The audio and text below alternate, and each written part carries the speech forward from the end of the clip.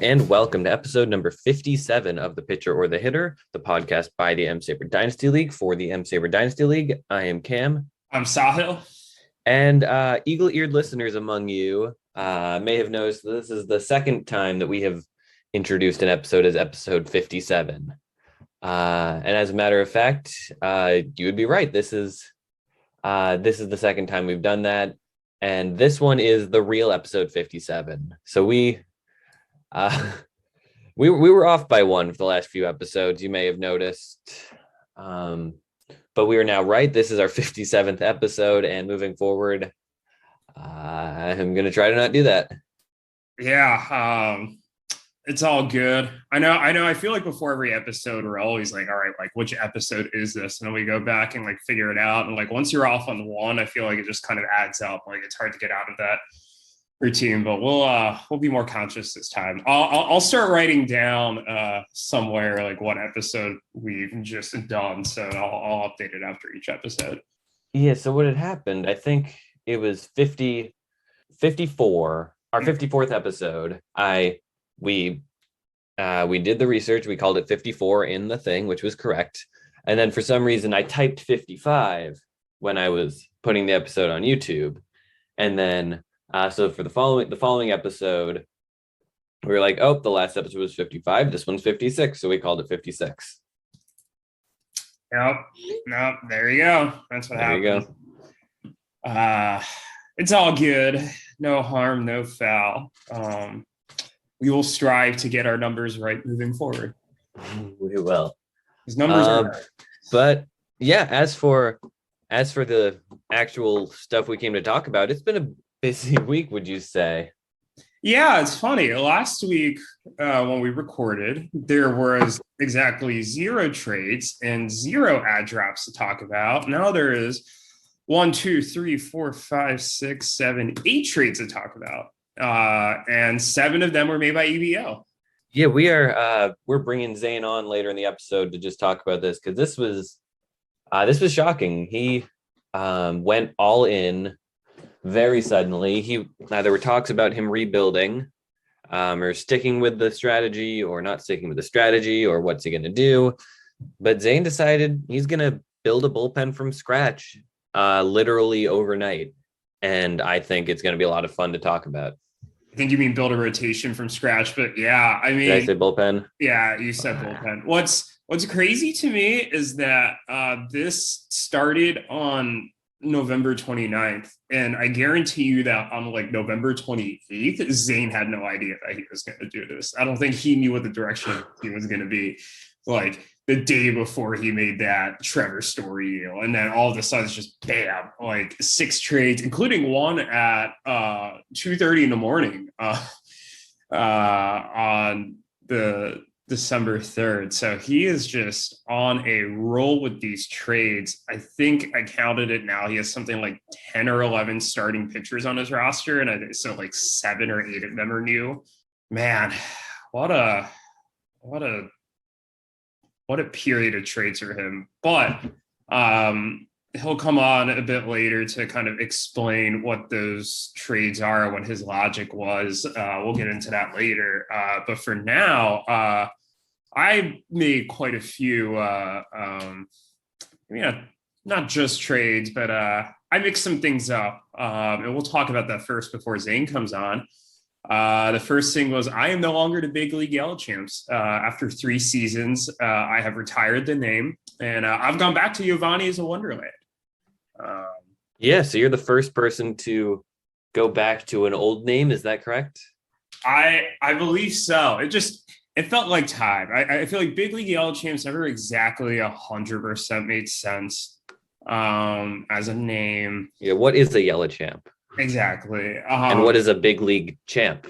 You know, the champion of the league. It made more sense in my head. And then I was like, do I stick with the Christian Yellow Champ and go back to be like Christian Mingle? That didn't feel like the strong, like good name to me.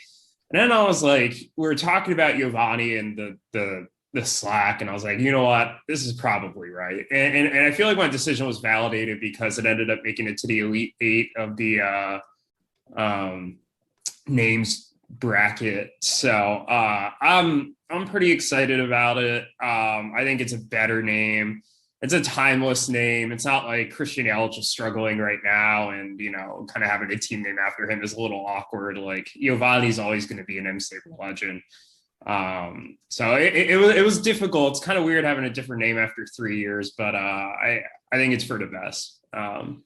And hopefully I can lead this iteration of my team to another championship. And I'd like to thank the Big League Gallen Champs for serving as a good name for 3 years that included a championship, a finals appearance, and a semis appearance.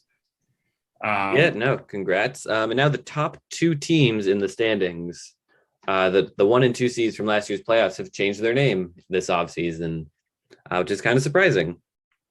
Yeah. I'm now Giovanni is a Wonderland, and you are the Liam Hendricks Experience. I honestly, after seeing you change your team name a couple episodes ago, that's kind of what inspired me to be like, maybe it's time to change mine. So thank you for the inspiration.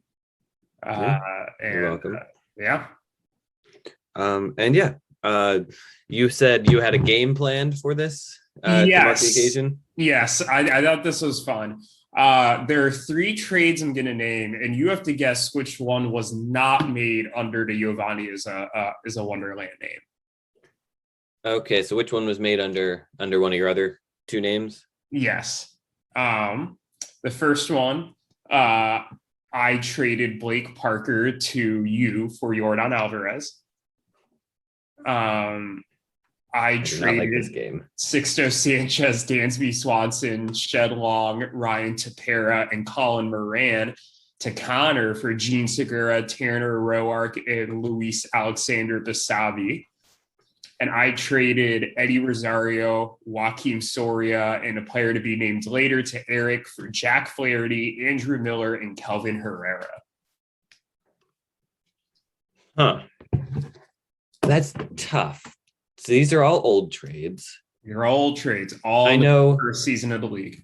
They're all in the first season. Yeah. Okay.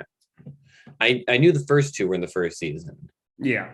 I knew the first one was. The second one, I remember Luis A. Basabe being traded a bunch of times in the first season, then no one ever heard of him again.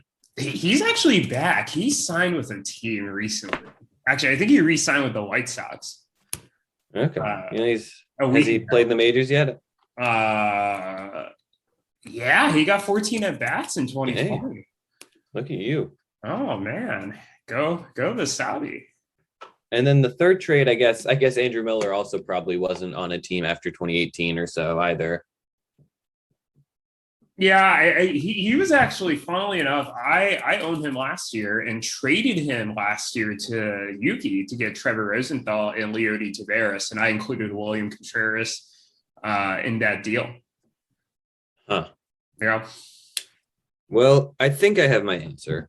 What is your answer? And I think the answer is the Yordan Alvarez trade. And I think that for 2 reasons. The first reason is because I think I remember that trade being early on, like July or earlier.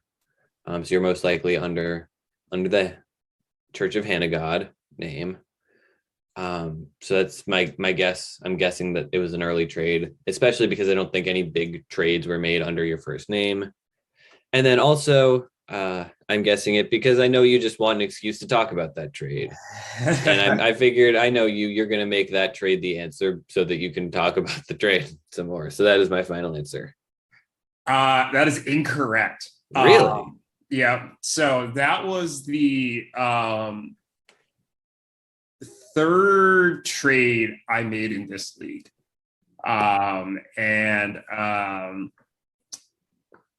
was made on May 23rd.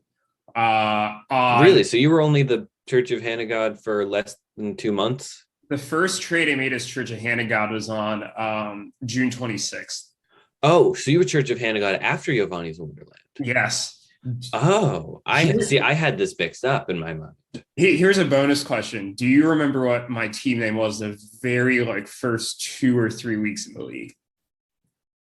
It was not any of the team names we've talked about. Really? And this, So there was a secret bonus name that hasn't been mentioned until right this second. Yes. Do we want to save this for Dynasty Trivia? No, let's do it right now because I want to know. Yeah. Zane is also interested in doing another round of Dynasty Trivia, by the way. Oh yeah, we need to do that soon. I'm thinking that's a good winter break activity. Yeah, we need to get Zane on. We have like 3 or 4 future Zane segments planned. We've got that. We've got the one we're about to do. We've got the EBO retrospective. We're hoping to do a Valentine's Day one with Zane. There's a lot of Zane in our future, which is good. I'm glad he's still in the league. Anyway, back to the question. I am stalling. Was it Team Davis, as in Michael Davis? No, it was Boom Boom Mancini after Trey Mancini, who I had drafted, and I had no clue what to name that team. And I was like, let me name it after Trey Mancini temporarily. And then Giovanni became a big thing. So then I think Giovanni had been a big thing. I guess Giovanni, he had become a big thing like that March, right? Around the time the Reds signed him. I think so. And then I think like, when did they cut him? Because they cut him in April. He was on that team for like 2 weeks. I think they signed him like the last day of spring training. I might have renamed him Giovanni's a Wonderland earlier, maybe around when we found the song. That's probably when Greg first introduced the song. That's probably when I named my team Giovanni's a Wonderland, because I didn't make a trade before May 15th of that year. So it's very possible that I named my team that earlier than May 15th. I wish there's a way to go back to see, because in ESPN, you can only see what the name was at the end of a season. I know. I'm really bummed out about that. That would have been so much fun damn. Boom Boom Mancini. That I don't remember that. No, I mean it was like 2 weeks. I'm not gonna lie, like the first like month of this league, like it was like I was like paying attention to it, but like not like to the extent that we do now. Like it wasn't like I'd be setting my lineup every day and like that was that. And then I kind of started to get into it more after the first month. And I think a lot of us kind of quickly picked up on it. But that April, nobody made trades, nor that March. I mean, who's going to make a trade in the first month of a dynasty league? I mean, in the first month of literally every other dynasty league, there were trades. Maybe not the hockey league. I don't know. Yeah, it was. So did I never revealed the answer to the which one? Yeah, we got distracted by a second question. Yeah, we did. It was the Jack Flaherty, Andrew Miller, Eddie Rosario deal. That deal was made on June 22nd. That was the first deal I made under the Church of Hand-Me-Down name. And the Sixto Sanchez deal was made on June 4th. Okay, so you had 3 team names in the first 3 months. I think I remember being a little bit annoyed by that. Yeah, I did. It's hard to find a team name to settle on. And then like once you settle on it, like you stick with it, and then you're like, it's kind of weird to change it now. It's like it throws you off. It is. Like it's still like remember when Eric was walking like I bought it and then he changed that name for the first time and I was like, holy shit, like to Magic in the Hamptons. Was that the first one? No, or was he Dreamweavers? He was Dreamweavers very temporarily. Yeah, I think it might have been Dreamweavers right after that. That's what it looks like. And then he made, I think, like one trade as Dreamweavers. And then, what is a Dreamweaver? Isn't that like something that you like hang? I think you're thinking of a Dreamcatcher. Yeah, okay. A Dreamweaver, if you Google which would be a great name for Yuki's team. A Dreamweaver is a song by Gary Wright. I don't know who Gary Wright is. Yeah, me neither. I think you missed my joke about Yuki. Oh, because he has Luke Weaver. No, because he has Dream Catchers would be it. Oh. Yeah. Anyway. Okay, that's clever. So I think okay. Okay. I think the reason Eric changed his name from Dreamweavers is because the one trade I see here that involves Dreamweavers, he traded away Luke Weaver to Yuki. Well, yeah, that would do it. So then he was Magic in the Hamptons, and then he was Billy Magic in the Hamptons. Yeah. And then I don't know, maybe he was the Sand Stranglers after that. Yeah, something. I think so. Yeah, I think. Speaking of team names, we just finished off our team name tournament. Yeah. Congratulations to Chicky Nugent. Yep, the one that we all thought was going to won. So congratulations.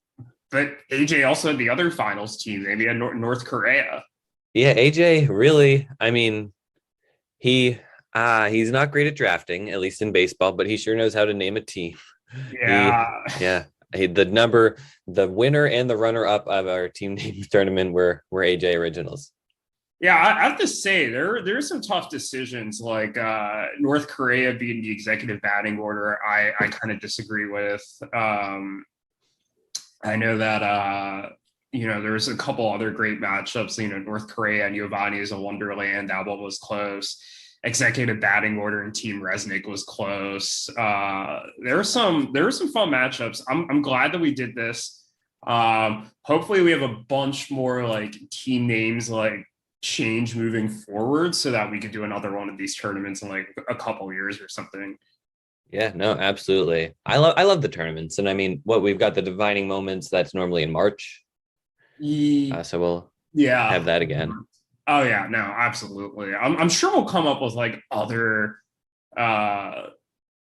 things to do. We'll get creative. But no. But Chicken Nugent, I mean, what a legend. It's not trying to be more than it is. There's no sense of grandeur in it. Does that make sense? Am I just totally making stuff up? No. I think you're right. It's simple. It's hilarious, and it involves a random player, like a random kicker. So it's like it just kind of reaches the trifecta. It would be like if like you named your team after who's like a random player that you roster. I mean, that's kind of what I specifically was kind of going for that when I named my team after a reliever. And I mean, I did name it after my best reliever, but still, I think there's something to be said about that's kind of what I was going for. But I guess if I named my team, you named your team after like Jake Miso Horner. Yeah, that's actually a great team name. Thank you. Yeah. It might be time for oh my god change. Did you just come up with that? Did I just change my team name on live on air again? I think you did. I mean, it's the second time in like a month. That's incredible. Are you gonna do it? No, I'm not gonna. Damn. Oh my god, that's if I ever get Nico Horner in a trade from you, that's I could trade him to you right now live on air. We can do that. I low-key thought that you and Zane might be announcing a trade on air after hearing about trade talks last night. So we'll see. Yeah, we'll see. But I would gladly I'd take Nico Horner for the meme, but well, I got a full 30 man. You do. Where would that be seated? Oh man, that has to be like a top 5 seed, right? I mean, I think the problem is there's so many iconic names that like it's, I don't think it beats out North Korea or Giovanni is a Wonderland or the executive batting order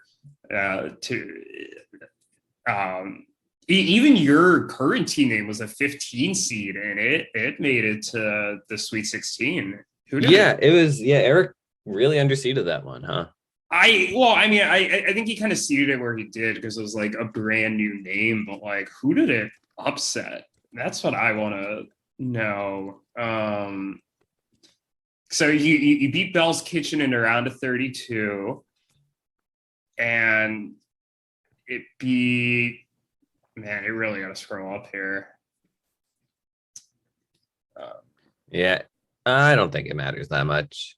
No, there's a spreadsheet or there's a bracket on the spreadsheet. Hold on. Yeah, I'm dumb. Scrolling through the. here we go. You beat the Stanton Stranglers. Wow.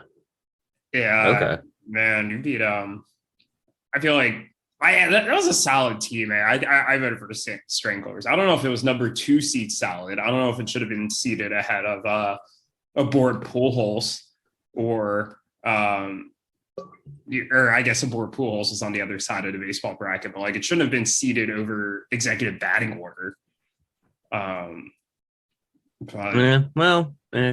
Eric's the one who made the seeds. No. Very true. Very true.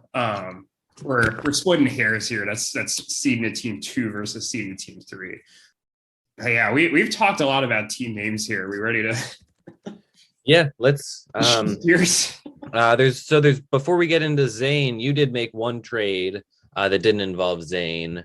And this trade, this was one that was kind of an interesting one. You sent.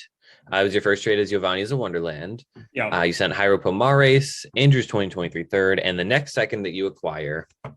So another one of those. To Connor for Ruthvik and Nick's 2022 first. That is the number 6 pick in this upcoming draft. You also acquired Jake and Clayton's 2022 third. That's pick number 30. And Eric's 2022 third. That's pick 36. So now you own 1, 2, 3, 4 of the final 8 picks. Yeah, you can help me out with that because you own 34 and 35 if we could work out a trade. And if Zane wants to trade me 31, I'd have 4 straight third-round picks. But Zane's got 3 straight in the second round. I saw that. And then it's funny because he has like 4 of 5. And the one pick he doesn't have in that range is his like the pick that was his own. So like number 20. Yeah, that one went to Eric, then to Andrew, then back to Eric, and then to Ruthvik. Yeah, crazy. Hey, if he can get 20 and he can get 22, he would own 7 straight picks in the second round. Well, I mean, I was gonna say it's gonna be hard to make a trade with Daniel and Greg, but he just made a trade with Daniel and Greg recently. So never say never. Never say never. Yeah. They will become a little more active in recent days, but let's turn to this trade. You actually slightly restated it or stated it wrong. I'm not giving up a 3rd round pick to Connor. I'm giving him Andrew's 2023 second. But basically how this goes is I feel like a lot of people looked at this trade and they're like, who the hell is Jairo Pomares? He was a Giants minor league player of the year. He hit like 20 homers and like 300 at bats between low A and high A. I am not a huge fan of his walk rate. He had a 6.7% walk rate. That is understating it here. Jairo Pomares, once he got called up in the middle of the season, and before he got called up, it wasn't great. But after he got called up, this was in 104 plate appearances. He struck out 33 times and walked once. Yeah, and like I get it, 20-year-old in high A, he had a 6.7% walk rate in low A. But like even with a 6.7% walk rate at like that low of a level, I'm imagining it's not getting better as he moves up.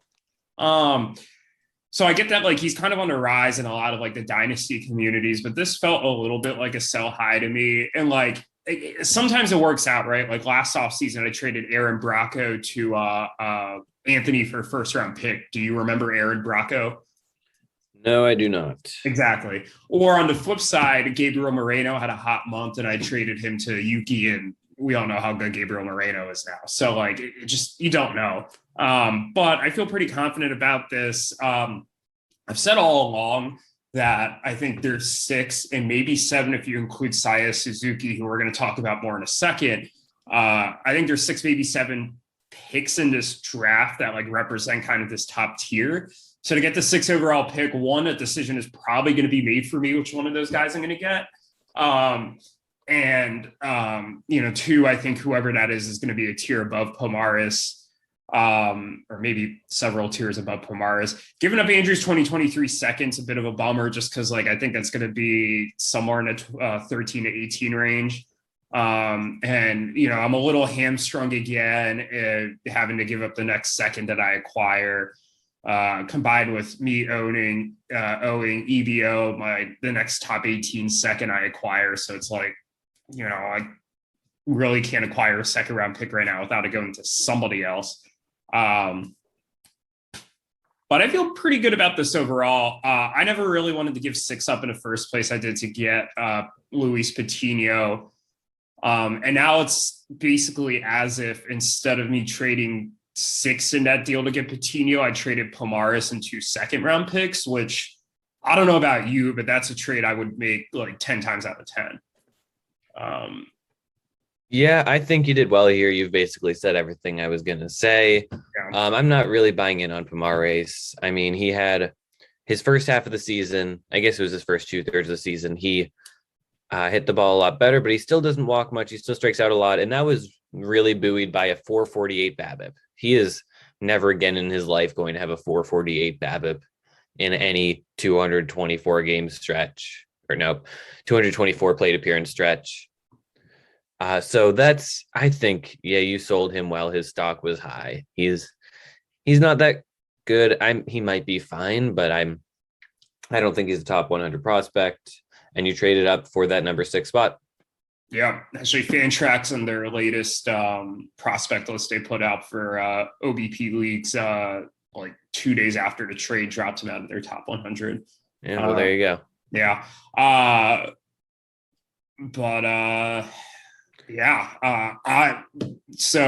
mentioned we talk about Seiya Suzuki later.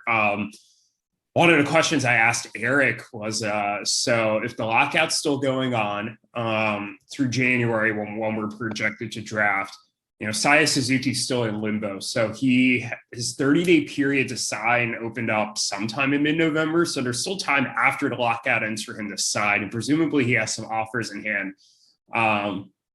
The question becomes, what do we do if he doesn't sign? You and I have 2 different opinions on this. A rarity for this show. Yeah. I feel like we have really been in sync on a lot of like the top 10 lists we've been doing lately in the power rankings. But no, I kind of subscribe to the belief that Eric kind of has for this, which is treat it like the MLB draft does if you don't sign a player and you just give that team a comp pick next year.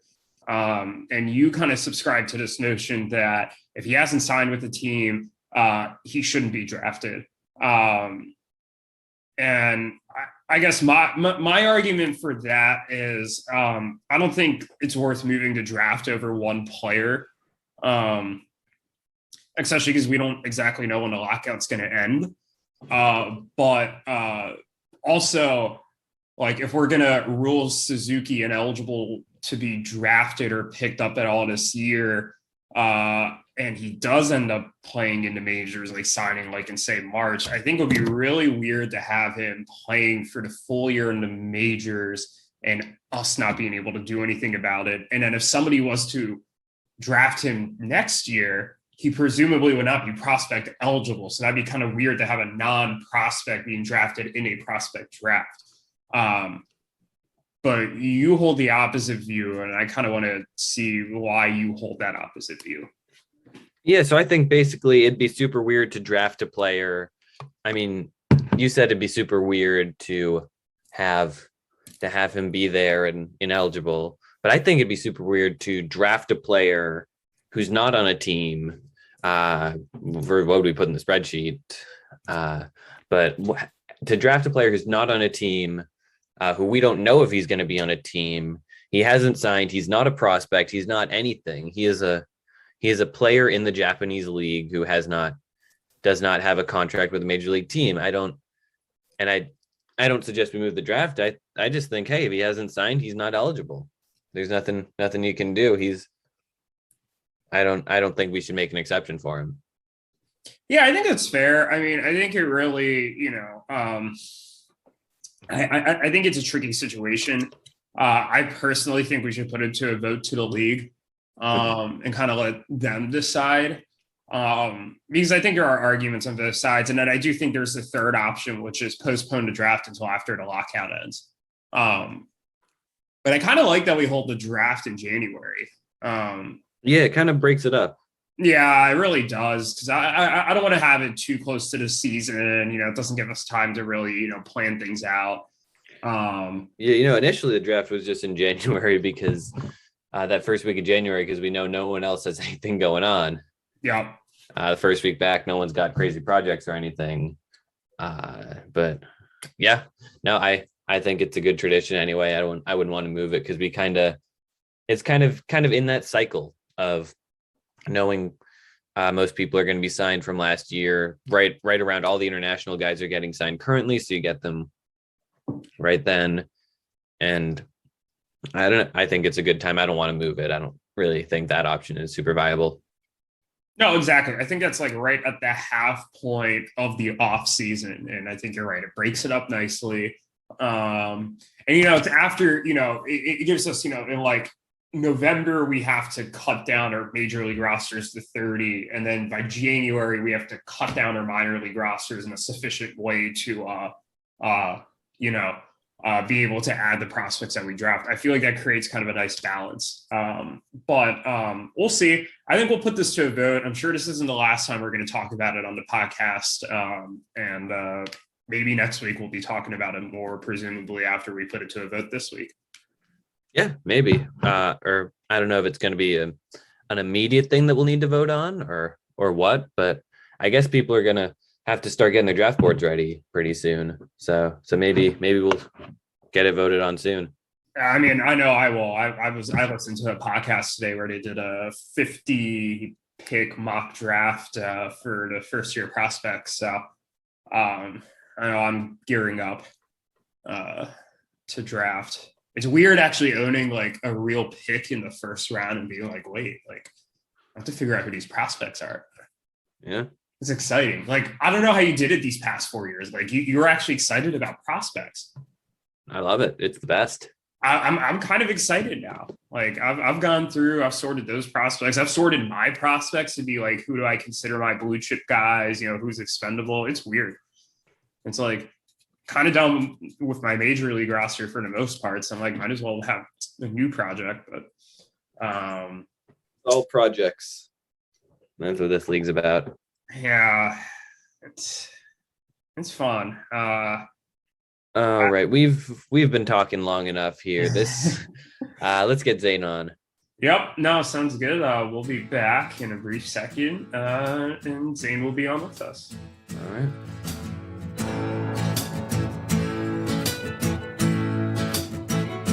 Starting from scratch, you can't see the destination. Starting from scratch, I'm picking up a new vocation. Starting from scratch, I might never come down from the mountain. Starting from scratch, so you can leave the way you found me. Disappeared like a lizard. Okay, we are back now with Zane Harding, who has had quite a busy couple days. How's it been, Zane? Oh, it's been going well. We've been busy on the trade front, of course. Yeah, I know you talked about like before Thanksgiving break that like you wanted to make a trade a day over break, and then it didn't happen. I was like, I was like, maybe he just got busy or something, and then all of a sudden it was just like bam, just like a trade hit. Like I remember last year around this time we had Hurricane Connor, it's like Hurricane EBO. Hurricane Connor was so funny because it came after, it was like the second wave of like that off season after like our whole rapid movement for a while there. Yeah, I didn't think anything else was going to happen. And then just like, bam, Connor came out of nowhere. And I remember us making fun of those trades at the time, being like, oh yeah, Connor kind of lost all these. And then they all kind of turned into wins for Connor. Yeah. Like, oh, yeah. There you go. Yeah, you've kind of created your own wave here. You've kind of single-handedly started the trade process. Hopefully it keeps going. What inspired this? I know you said you were going to rebuild. These were not rebuilding moves. What happened? What made you decide right now you're going to just kind of throw a bunch of stuff? It's absolutely a retool. And I don't think that I when I stated that I expected a rebuild to begin, I do not believe that I expected starting pitchers to be available at the price that they are at right now, because historically they have been the most expensive commodity in our league. But I believe that I have completely rebuilt our rotation with guys that I feel comfortable enough sending out against, even against like a squad of like 9 aces. Like, for example, Sahil's top 5 pitchers right now are just consistently reliable ace production kind of guys. There's definitely spots in this rotation that I'm like, okay, there's definitely question marks and guys that are going to fail, but I feel confident in like the youth and upside to the point where I have a good feeling about it being able to compete in playoff games, and most importantly, win us the regular season games that became ties last year while we punted 2 stats. Absolutely. I think the fact that you're not just automatically punting 2 stats this year should definitely limit the potential for ties. And yeah, I mean, I think like you had like before this, like Snell, Manning, Verlander, and Greinke. And Greinke was only because you picked him up off of free agency. And I think like you've acquired like 7 different starting pitchers since then. Like to add to your rotation, you have like 10 or 11 starters now. Like, it is wild. I don't think anybody was expecting this, but boy, it's a lot of fun. Yeah, I just counted, and I mean, I acquired a couple of guys that did not have, like, for example, Zach Gallen had a down year, and Clevenger didn't pitch at all, and Rodriguez was hurt for a portion of the year. And I had 6 quality starts last year total, and this is a full season, 6 quality starts. Luckily for me, I've acquired 60 quality starts between the guys I have right now. That does not count Greinke. That's just totally leaving Greinke out as kind of that guy that I benefited from roster cuts to pick up essentially, though. Low key, he's tied for quality starts in 2021 amongst the guys in our squad right now.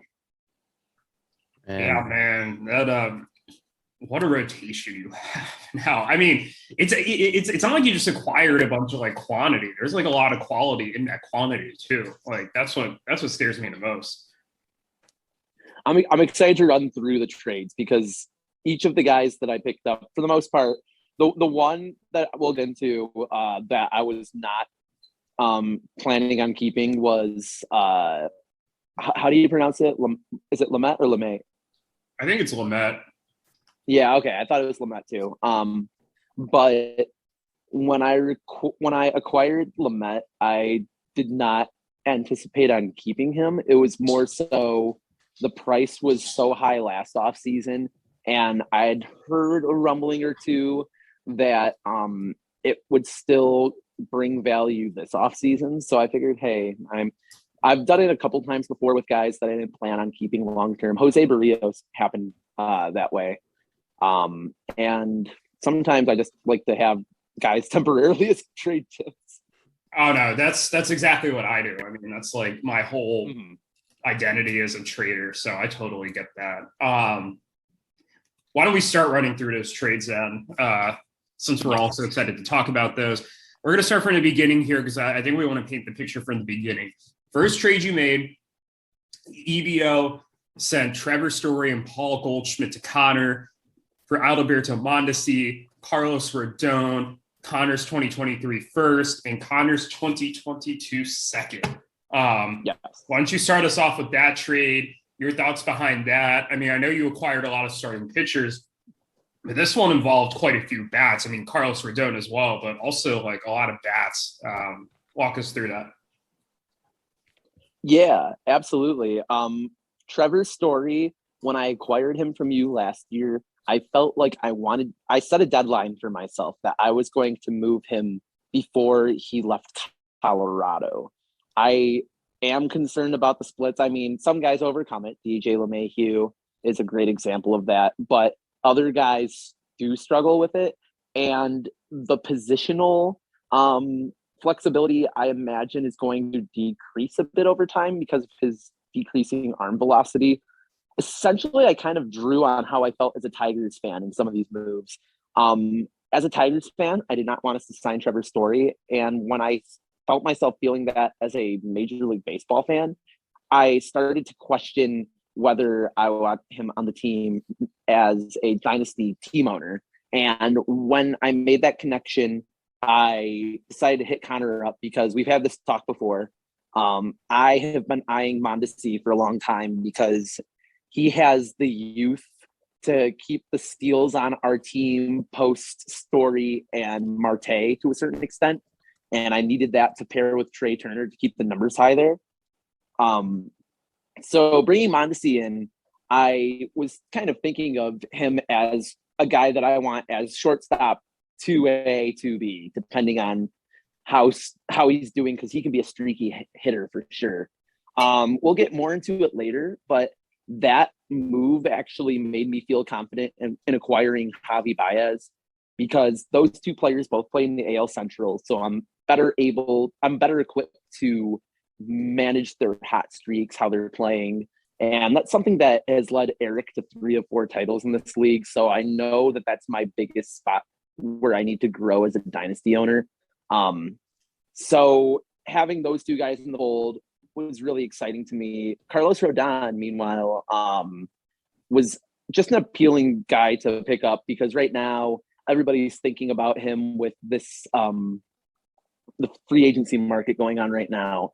But the more that I heard about him, I signed him in the SB Nation Dynasty Sim to the Tigers on like a 5-year, 70, 80 mil deal or something. But MLB Trade Rumors projects him for a 1-year, 25 million prove it contract because of his health track record. So when I started to think about that, I kind of thought of buying him as an asset that would potentially find value with somebody else as well.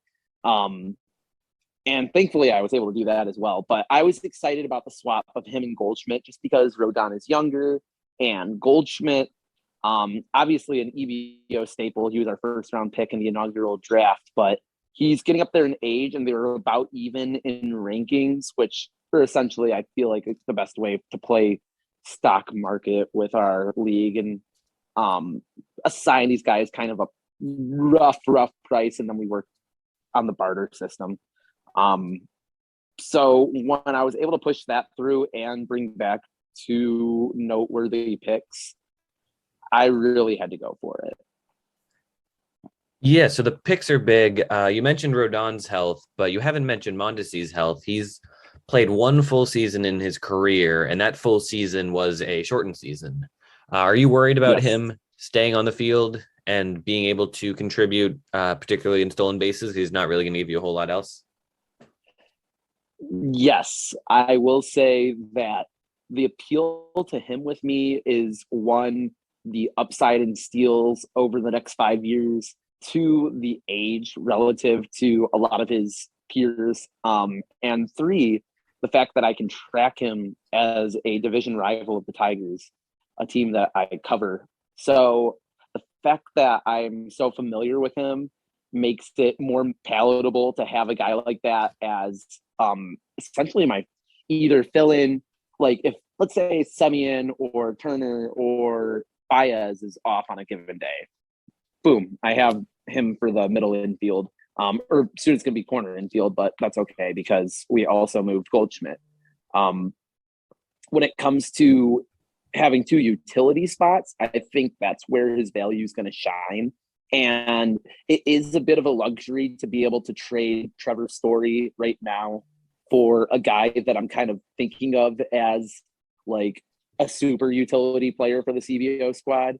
But I've had my eye on him long enough that the picks made me feel more comfortable doing so, because I've had picks that have gone wrong, but I feel like I hit pretty well on first rounders.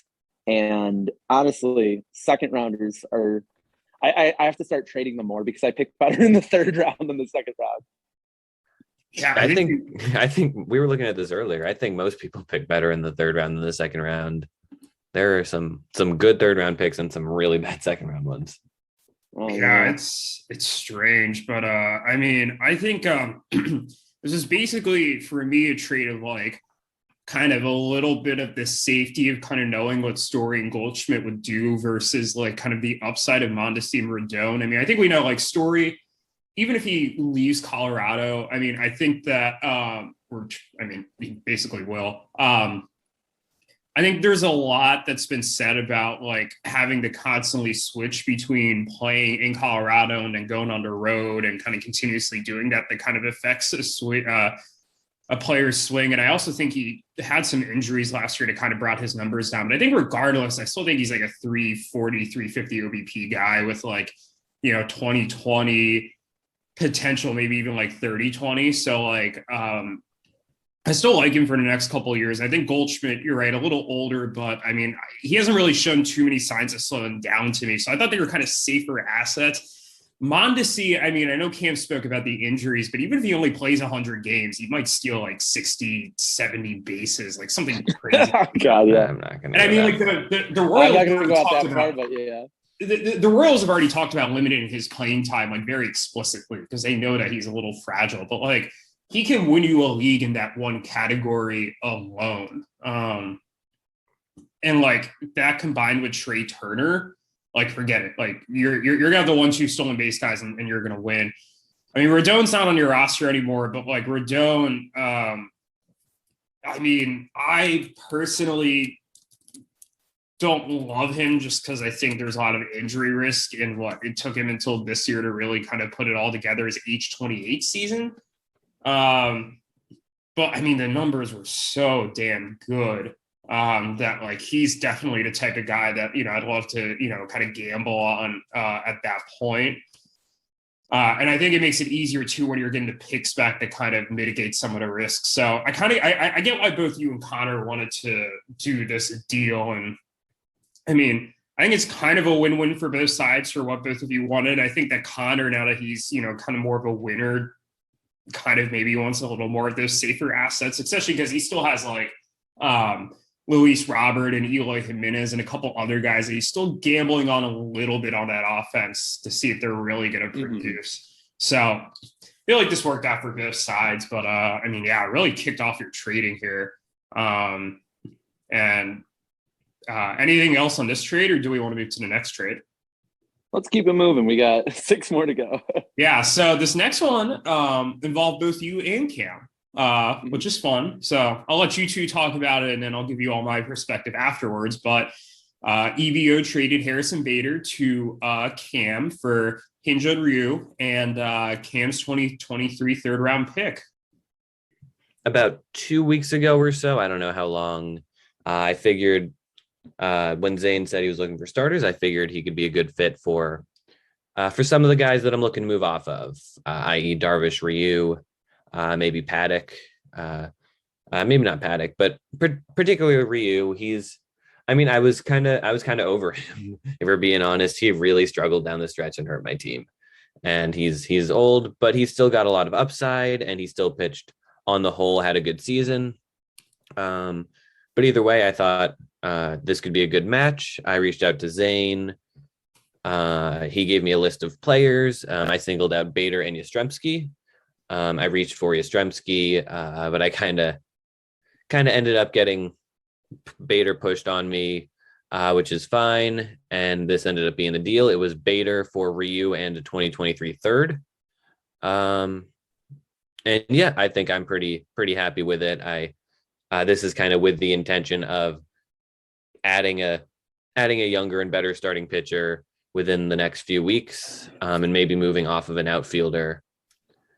Definitely moving off of an outfielder. But I think either way, I'm pretty happy with how this deal turned out. What about you, Zane? I feel the same way. I feel like if we had Ryu last year to pair with Snell, it mostly would have worked. Like it honestly would have given us a bit more flexibility in the matchups where we just needed like 1 or 2 quality starts to really just get from a tie to a win. Even like not if we're winning quality starts, just getting a few more strikeouts. So I'm excited to bring in Ryu just because, yeah, we lacked kind of anybody to give us more than 150 innings Last year we had 128 from Snell and 85 from Manning. And when you look at the other guys that we acquired, Gallen did not reach Ryu's mark. Clevenger was out. Rodriguez missed enough that he didn't pitch as much as Ryu. So honestly, I just needed some stability in our lives.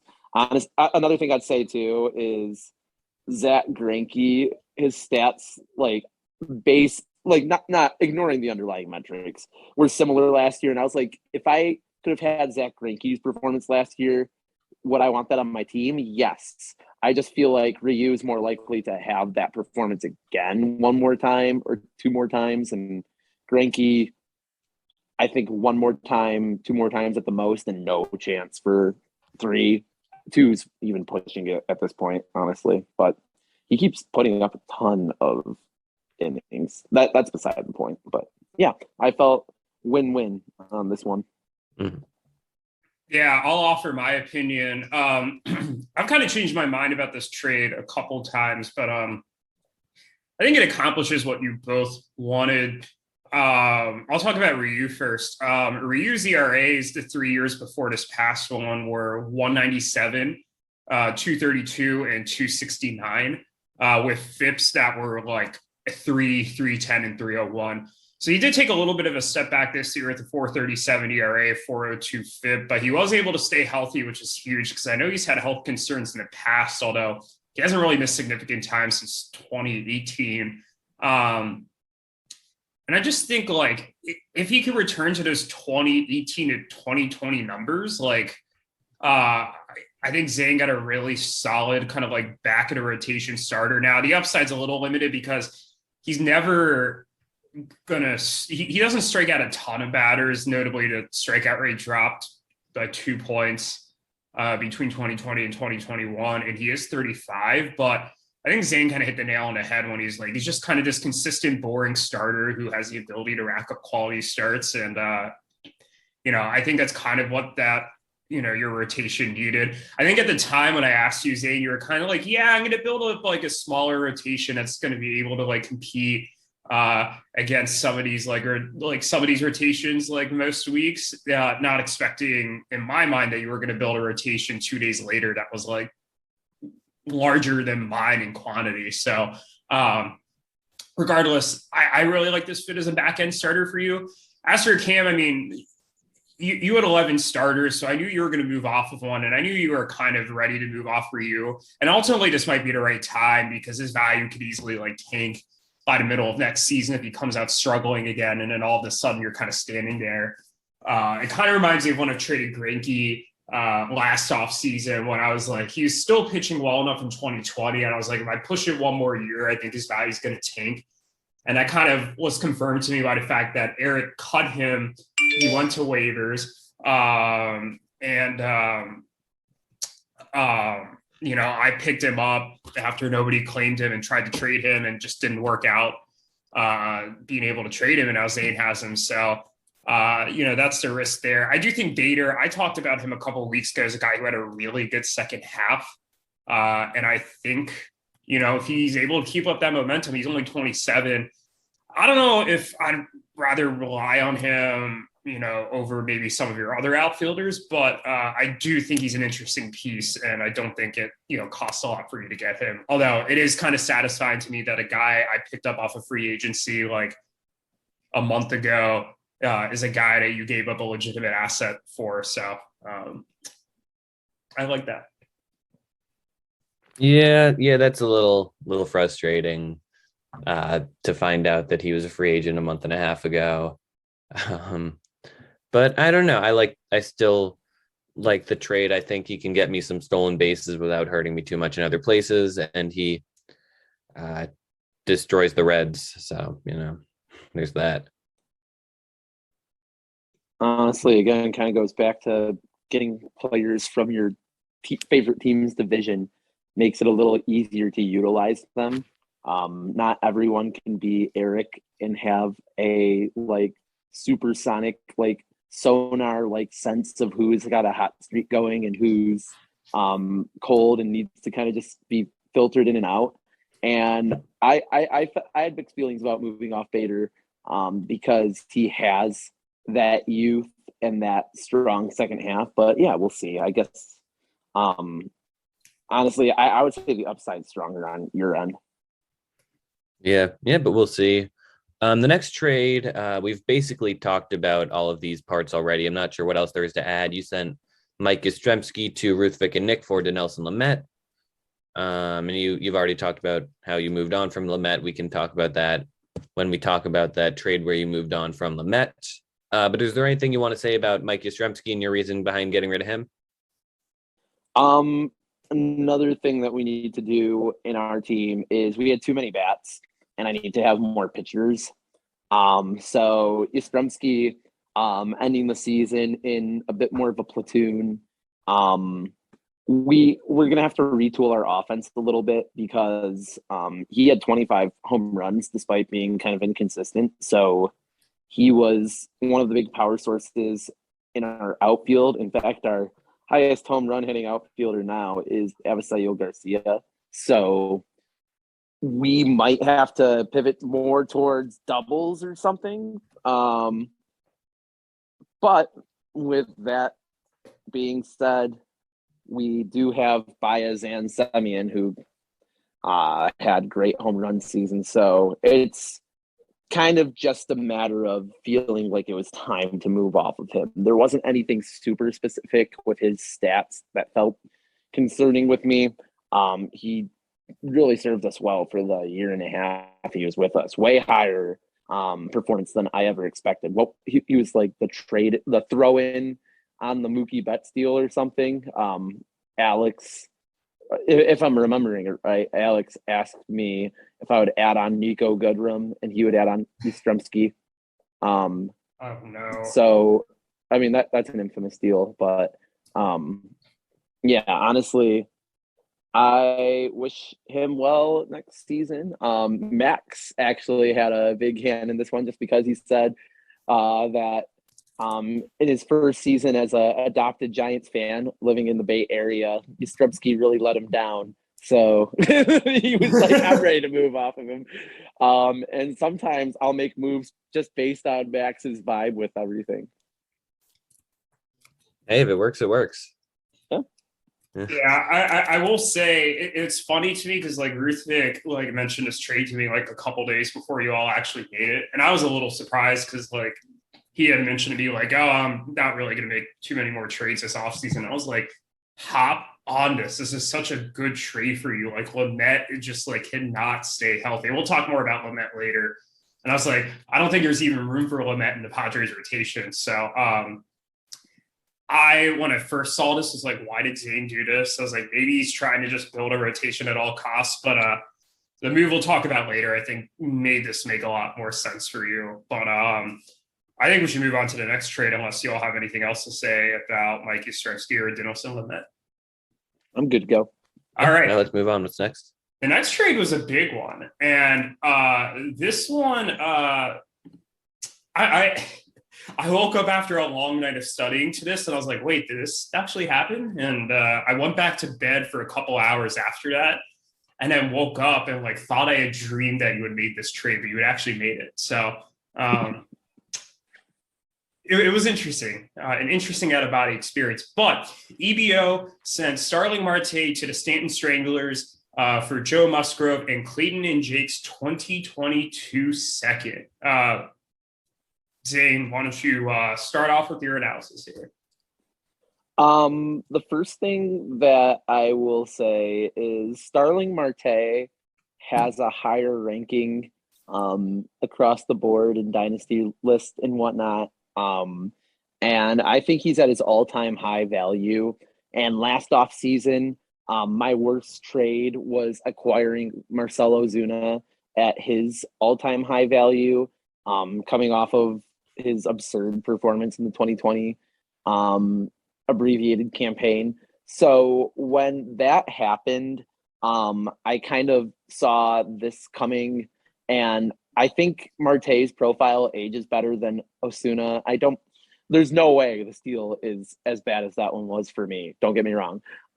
In fact, I think it's very much a win-win kind of deal for how Eric manages his team, because he's going to have an absolute titan in steals and by far the most productive player from my outfield last year. Number one ranked outfielder at whatever position. He must be listed as center field. I don't know how ESPN's things on the app work. They don't really go into detail on the outfield positions because we use general ones. But anyways, that opportunity to acquire Joe Musgrove really felt like something that we needed to hop on, because we need a true ace entering his prime. And I looked at Musgrove's numbers and I said, oh my God, if you could do that for me, even just the same thing next year, it's a big ask. His underlying metrics were pretty good throughout the year, if I remember right. And he did have a tough end to the year, but that might have also had a component of it that had to do with the Padres just being so disappointing. It reminded me almost of Nick Castellanos on the Tigers, like a year before they traded him, because once he went to more competitive teams, he really started to flourish as a player. I'm hoping that's what happens for Joe Musgrove, and I would rather have him and another pick for the war chest, because I'm dealing with them very aggressively. I'm using these picks a lot, and I'm also totally willing to empty out the prospects because I have so many picks coming that I can refill with more guys. So when I was able to get younger and bring in an ace, I decided it was time to make the sacrifice on the lineup. I kind of appreciate actually that I'm going to ultimately have a bit more flexibility with the bats as guys get injured, to let me play hot streaks and whatnot.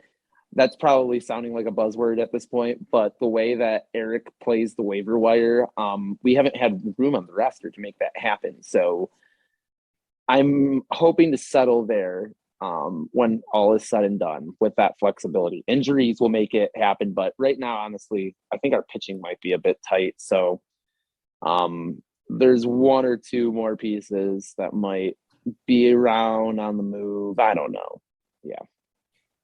Yeah, this was by far, I think, my favorite trade that you made. I pulled up Marte's Fangraphs page while you were talking, and there's a couple things that stand out to me. So the 3 years before this, or actually 4 years before this, 333 OBP, 327, 342, 340. He had a 383 OBP this year. And a lot of the reason for that was after having walk rates at 5.9, 5.8, 4.3, and 4.8 the last 4 years. He was at an 8.2 this year.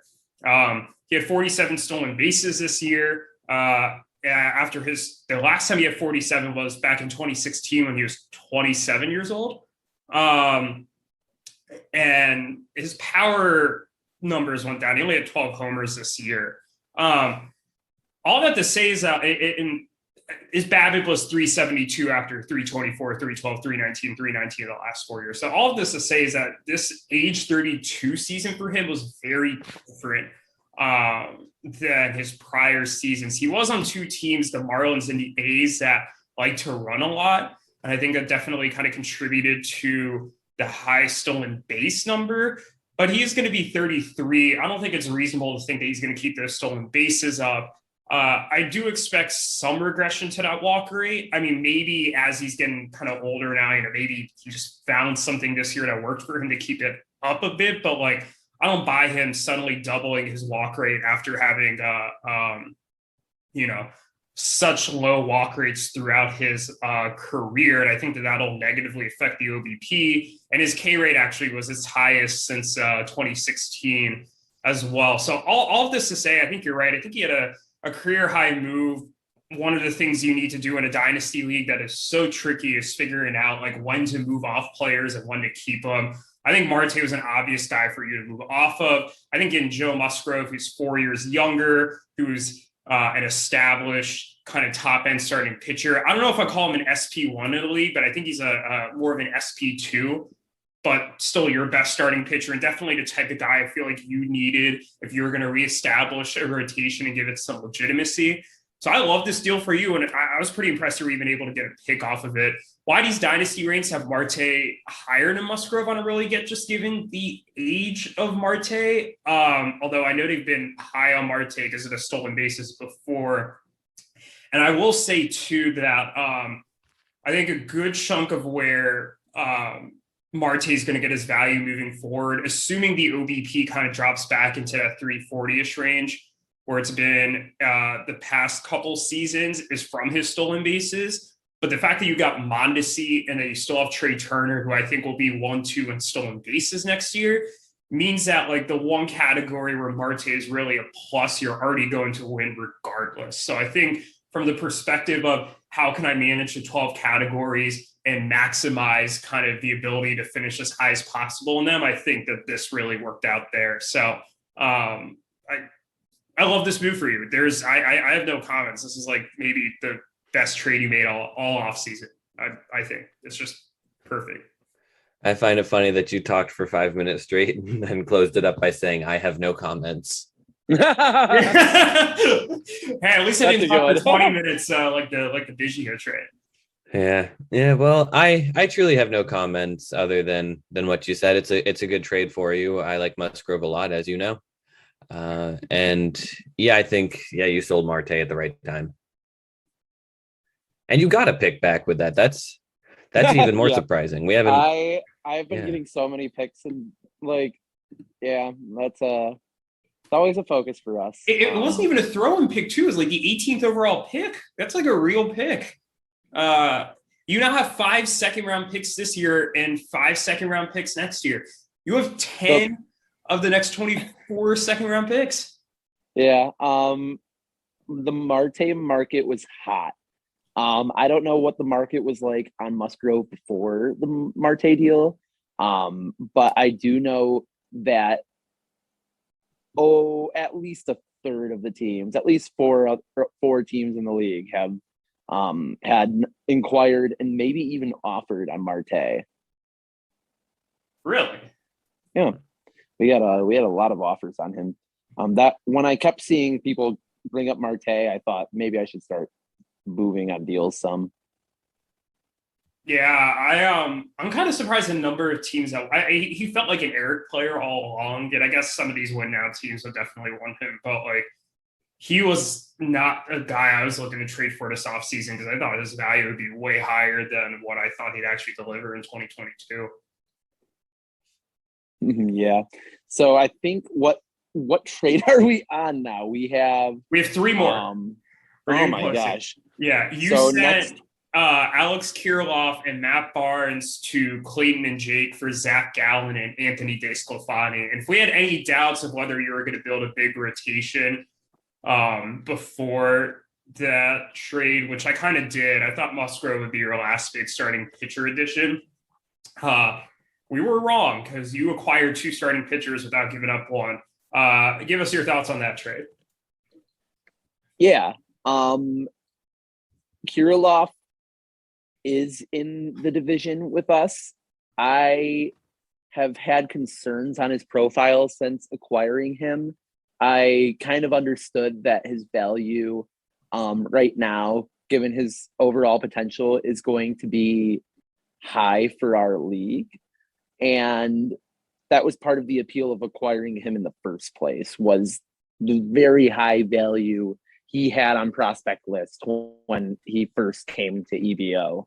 Now, I'm worried about his profile for injuries, and I just did not see him as the first baseman of the future for EBO, just because, in all honesty, in the AL Central, I see 2 franchise first basemen in Spencer Torkelson for sure, and I'm starting to feel more confident about Andrew Vaughn the more I've seen. Now, he has been up and down a little bit since coming to the big leagues, but I kind of think he's going to go through and persevere anyways. I didn't really feel that way about Kirilov. And when you don't feel that way and you kind of realize that you have a chance to make a deal where you bring back a really nice piece in Zach Gallen, I kind of felt the same way as I felt when I acquired Musgrove, which was, man, I have never been able to acquire young starting pitching in this league. Zach Gallen, when he first broke out, I kind of thought, I don't know. Like, is he going to maintain this? And last year he did not. But right now I kind of have that flexibility to, especially with all the pitchers we have now, to let him figure it out and hopefully come back to, even if not what his peak was super young, something reliable. And DeSclafani, I thought was a really underrated piece in this because his underlying metrics were very good last year. And that Giants team, everything about it was so weird how these guys just came over there, and Zaidi had just created a team that kind of felt, it was the first time in a while in baseball you've gone, oh, how did this team just get like a few years ahead of everybody, and how they worked through that off season. They just did it way better than everyone else. And they started rebuilding at the same time as the Tigers, but had a 110 win season almost before we could even start signing like Baez and Rodriguez. All of that aside, I am happy to have two starting pitchers that I feel like we can rely on next year. Kirilov did not feel reliable in the slightest last year. And as I go for finding the hot bat a bit more moving forward, especially because I've noticed in the past that it's hard to stream starting pitching in our league. I know it better than anybody else because of my strategy. It's been horrible. It's been I didn't even own any fucking starters. Pardon my French if this ever airs on the radio. If we ever bring the EBO podcast to radio, my swear word's gonna get us in so much trouble. But the fact of the matter was, pitching on starting pitching on the waiver wire was Russian roulette. And oh no, believe me, I used Paulo Espino twice in the semis. So it worked for you. Yeah, true. Yeah. It's rough out there though. Yeah, I felt the same way. So at a certain point, I felt like I need to pivot back to having good starters. And Matt Barnes did way better last year than I ever thought he would. And the fact that I was able to sell at his highest value I've seen him at too felt nice. Yeah, Cam, since I talked for 5 minutes about the last trade and you talked for like 20 seconds, any original thoughts that you had about this trade, so you don't just have to say you covered everything? Let's do it. Yeah. So I guess I have stuff to say about all these players. Alex Kirilov, he's a guy almost ripped Ruthvik off for back in 2018 or so. Are you still salty about that? Because you blame me for not being able to. I do. I still blame you, but also that is he was a big power hitter at that time, and he still got that 60 grade power on Fangraphs, but he has not hit for that power at any point since then. His ISO was 131 in 2019, and it was 172 in the majors this year, and he didn't really get on base like he was throughout the minors. So I'm a little worried about him. His value might be coming down, or maybe he's a first baseman of the future. He will have first base and outfield eligibility anyway. So we'll see. Matt Barnes, I also almost paid way too much for during the regular season, and I'm glad I didn't because he struggled down the stretch. But speaking of guys who struggled down the stretch, I think Disco might be the next Dylan Bundy. And I like Disco a lot. He was the ace on a few really terrible Reds teams, and he was always pretty reliable. But he reminds me a lot of Dylan Bundy, whereas he left a terrible team and joined a better one. much better in DeSclafani's case. And he was an okay pitcher, but he had a crazy hot first half of the season and then kind of stumbled down the stretch and wasn't terrible or anything, but definitely worse. And then Dylan Bundy really fell apart the following year. So maybe you could say the same thing's going to happen to DeSclafani. I don't know. I would be a little bit worried acquiring him after one good half season. And it was a very good half season, to be fair. Zach Gallen, he's a buy low, but I still believe in the stuff there. So he's a good guy to get. All in all, I think it's tough because there's a lot of upside in 3 of these 4 pieces. And I guess the piece who doesn't have a ton of upside is the one you're giving up. So maybe I'll say you won this trade. I don't know. Yeah, I'll speak to this briefly. Kirilloff has kind of fallen off for me in terms of prospect rankings. Like, I'm not super impressed with him. He really struggled when he first came up. Maybe that gives him an opportunity as like a buy low. But I don't think Jake paid a buy low price. Like Gallen, I think, I was all in on Gallen last offseason, and he was one of the guys kind of on the list with Max Fried, where I was like, I have to acquire him. And unfortunately, Gallen's bounced around multiple times and has somehow never ended up on my team. I know he dealt a little bit with injuries last year. I think he had like a fracture or some arm issue. And it's definitely a little concerning. And I think something, Zane, you're going to have to monitor.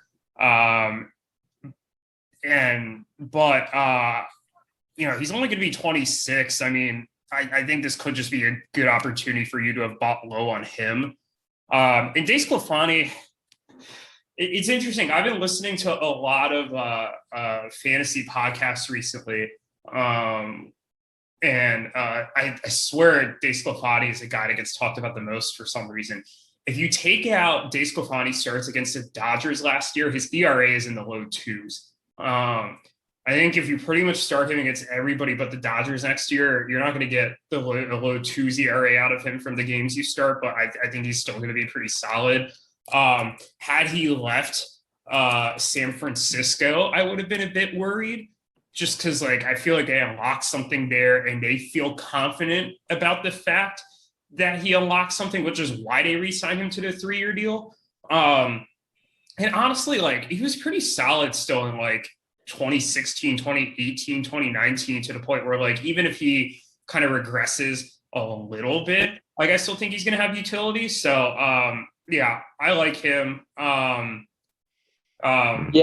will add with DeSclafani.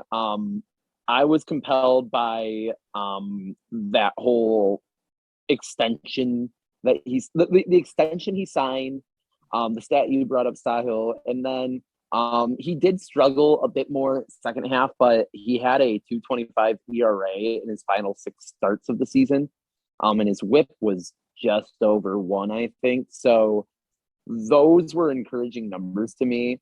I tried not to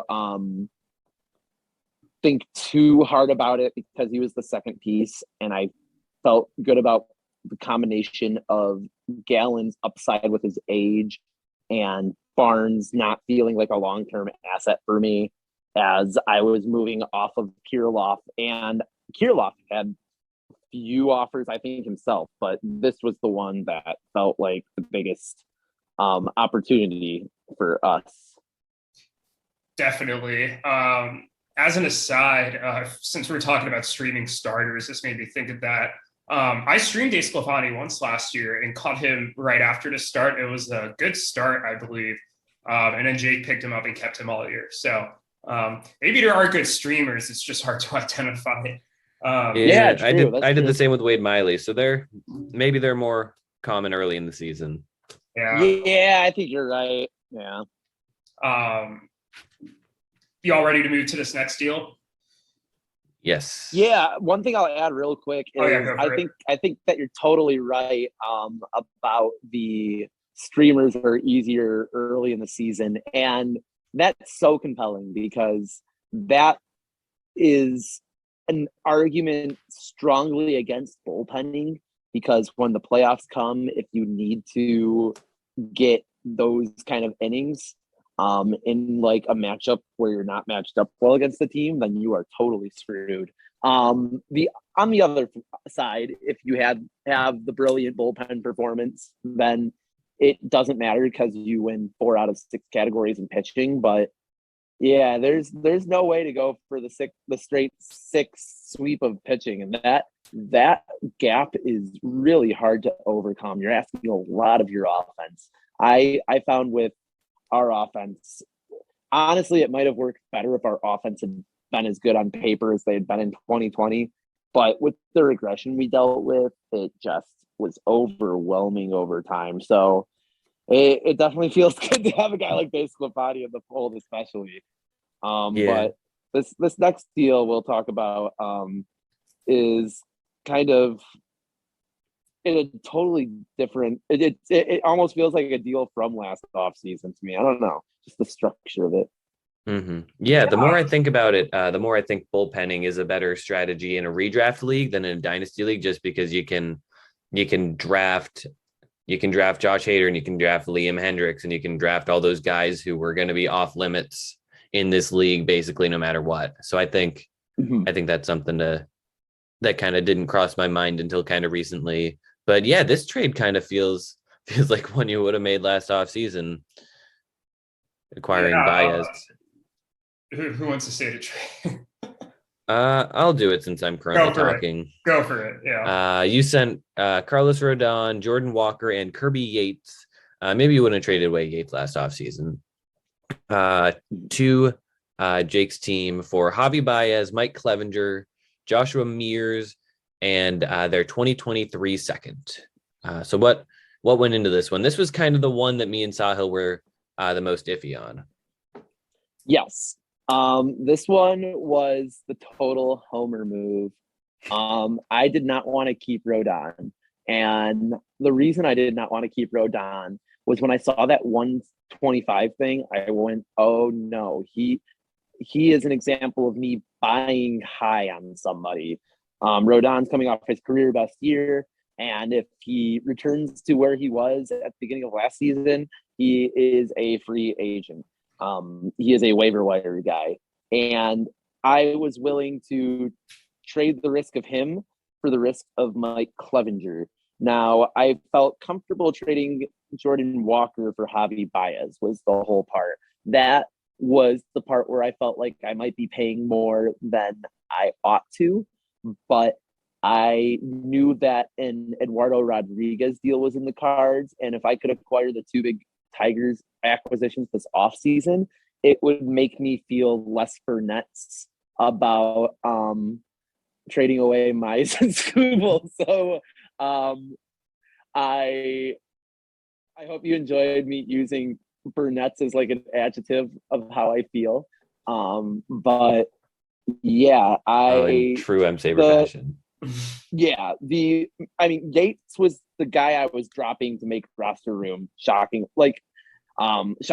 after the price for him, like when he was at his peak. But yeah, I just didn't have room for him. And Joshua Mears was a generous kind of trade in because he was losing. He was a prospect with enough potential fantasy value that it was better than taking like the worst prospect on Jake's roster. And the second rounder is just that dedication to us, continuing to rack up these picks on deals where our guys on the charts may be higher ranked than the guys that we are acquiring, but we like the guys that we're bringing in for our new vision. And every time I add picks, something ends up happening to them. I mean, they're going to get drafted one way or another. So, yeah, I mean, I'm probably going to sell more prospects coming up if the market presents itself. Max has asked that I kind of unload the farm a bit in preparation for the draft, knowing how many picks we have and knowing that that is the strategy that brought us the most success early on in the first couple of years of the league. Now it's more challenging now to work that than in the past, but we did have success moving guys like Kirilov and nobody else really right this second. But the Kirilov deal kind of felt like me reaffirming to myself, oh yeah, I can move these guys that are young, major league ready kind of guys. I don't need to be as heavy into acquiring them, although I have inquired on guys such as Patino or other young assets that almost fit that Matt Manning kind of mold where, God, I wish I had that roster spot for something useful right now, but you better be damn good. Yeah, this one was a bit more sus if you are not a Baez person, and I was not a Baez person before the deal, but I've had to do a lot of research on him as a Tigers fan, and I feel very excited about the prospect of having him on my team, knowing that he is playing for the Tigers, so I know when he's on fire and I know when he's playing awful because I'm going to hear it from a million people. So that, and having Mondesi, and honestly having LeMahieu, who plays first, second, and third, that combination should be enough to produce and not really have to think about the infield. And that gives me more flexibility with the outfield on the waiver wire. And I think it's a bit easier to play outfielders on the waiver wire and catchers, but I don't have a catcher right now. Those are the two spots that I've kind of prioritized because shortstop, you really want to have those like stud guys that can kind of be your anchors and hold value for years. I don't know if Mondesi is going to do that, but my hope is that he keeps stealing enough bases that he keeps top 100 asset value for until he's in his 30s. And right now he's 26. Obviously, Baez was the youngest shortstop in the market this year, and I feel pretty good about him over the next 3 or 4 years. It might get worse from there, but he has a pretty nice profile for Dynasty too. So I'm happy to hear your thoughts. This is the one that I kind of anticipate a more mixed reaction, maybe even people leaning towards Jake in the deal. I will say it's interesting because after you did the story for Mondesi deal, you and I talked a bit about your logic about that. And you're like, one of the things you're going to do this offseason was maybe make moves that like you really like, but might not necessarily be the most popular among others. And I kind of got a little bit of a comparison with last year with Connor, where Connor made a lot of moves. I was like, why the hell is he making this move? And it ended up really paying off. Like he had that vision that just worked out. And admittedly, the more you were talking here, the more kind of sold I was on, your side of this deal potentially working out. But I guess I'll break down both sides and kind of give my conclusion. I've stated before, I'm a little skeptical about Rodon. I mean, it took him until 28 to break out. He has the injury history. I don't know if he's going to keep this up. I feel like the White Sox, were really confident in him themselves. They either would have tried to have extended him during the season or they already would have re-signed him. So the fact that he's still kind of waiting out here kind of worries me a bit.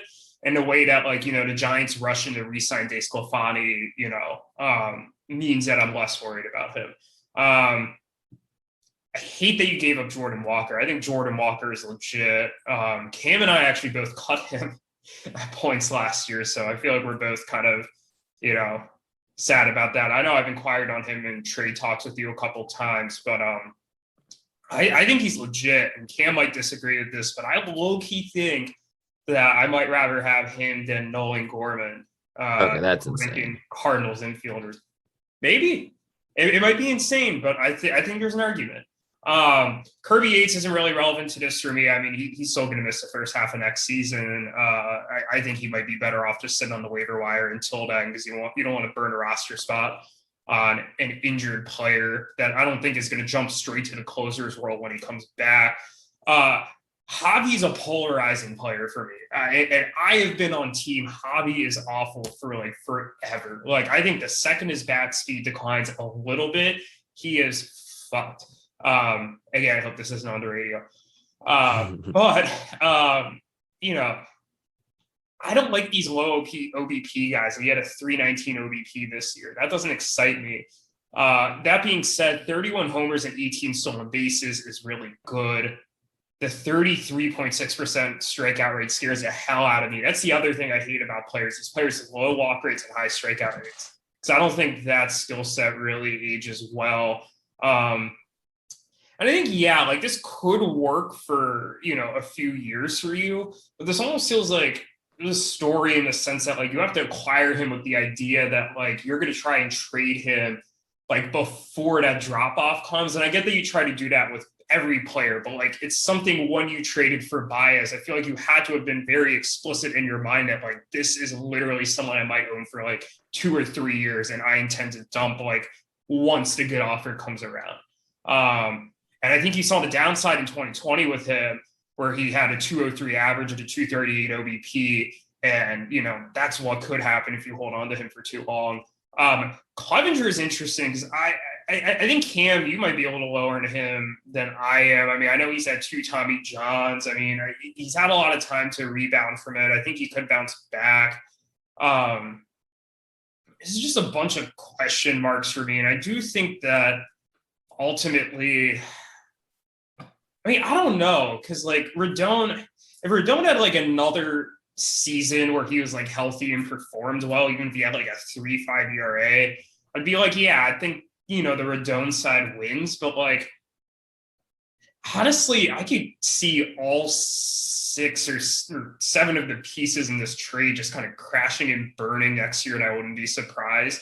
But I could also see, you know, all of the major leaguers in this trade doing really well next year. It's just like I don't really know what to think, but I mean, I'll go with my first gut reaction when I saw this trade, and I didn't like it for you, and I'm gonna stand by that for now, just because I don't like Javi.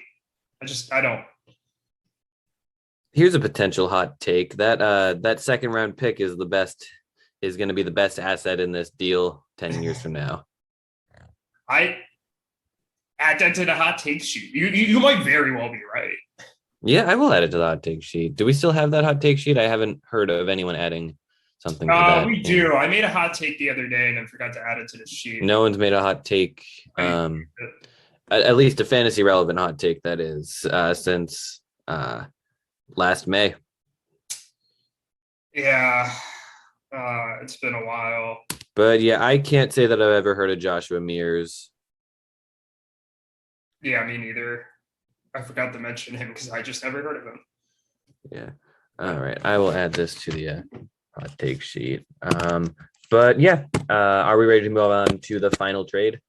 Yeah. Did you have any thoughts about this Rodon deal, or did I just sum it all up? I don't have any other thoughts. Okay.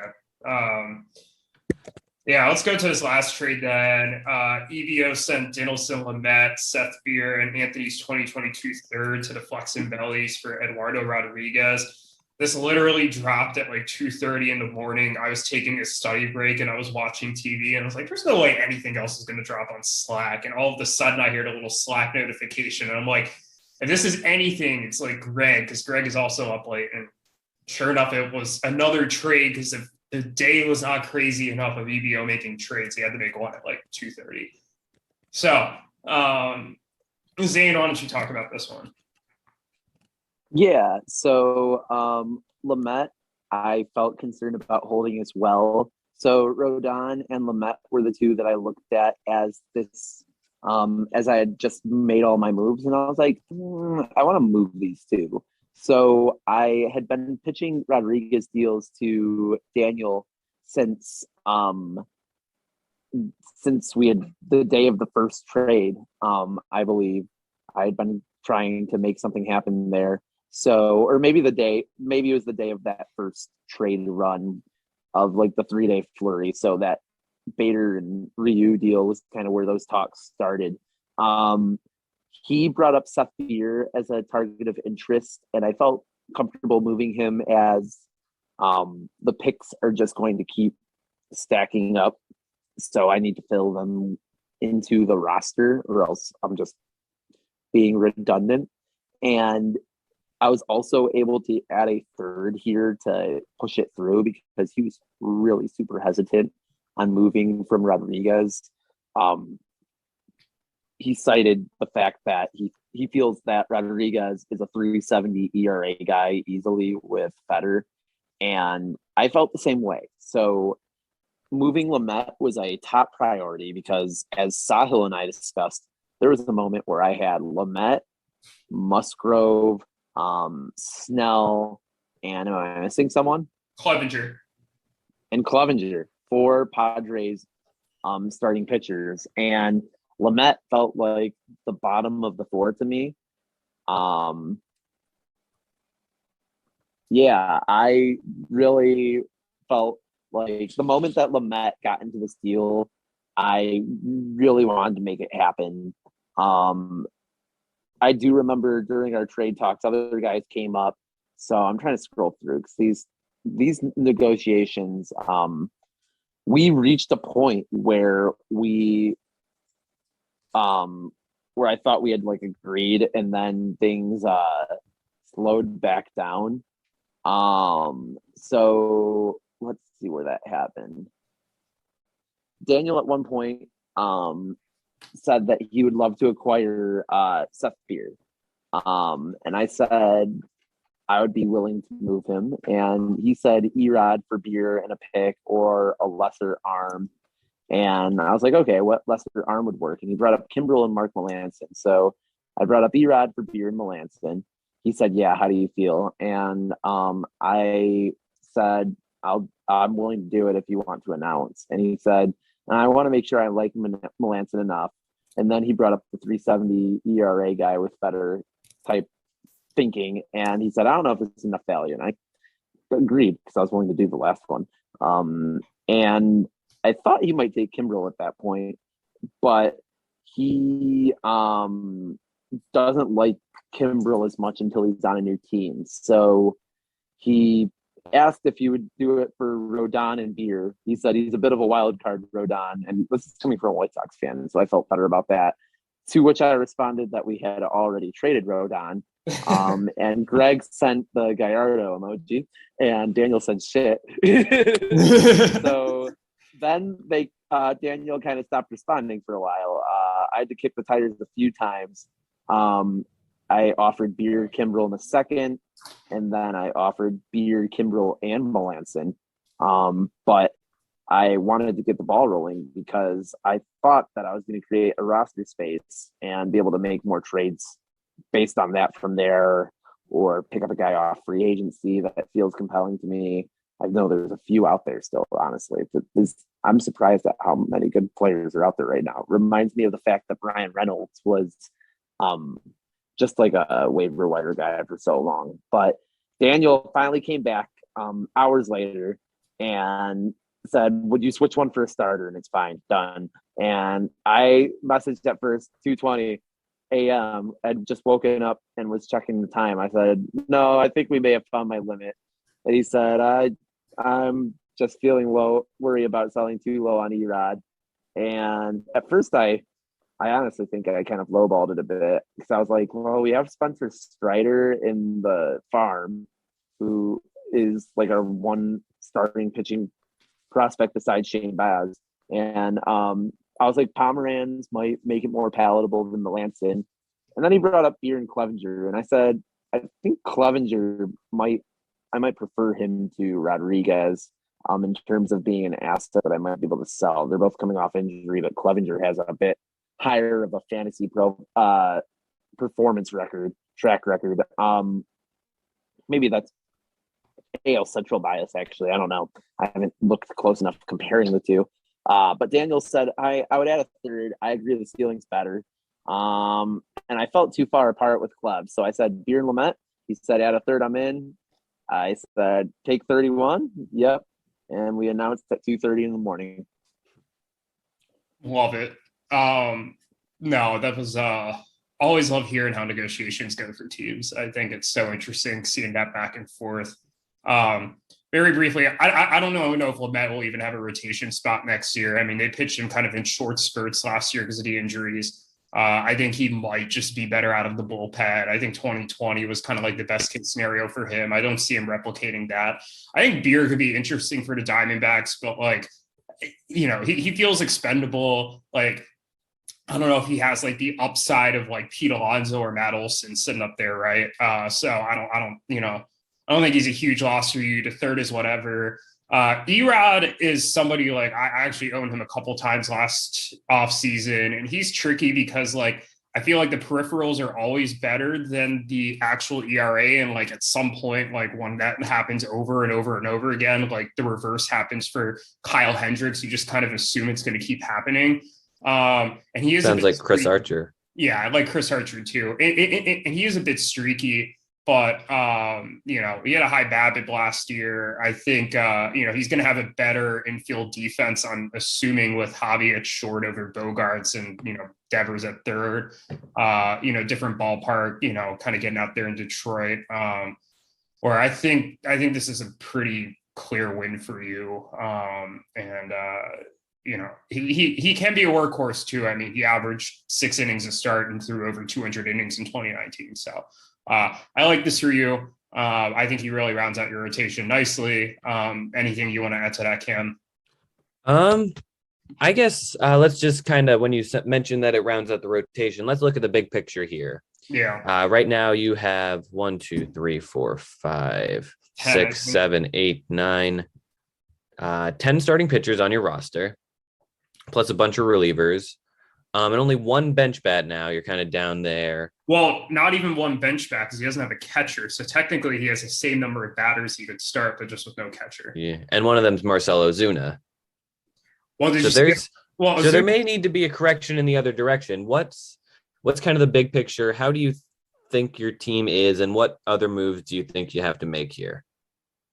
Great question. I kind of have gone through and kind of marked who I'm thinking of moving, who I'm not. Hoskins, I could see me going either way.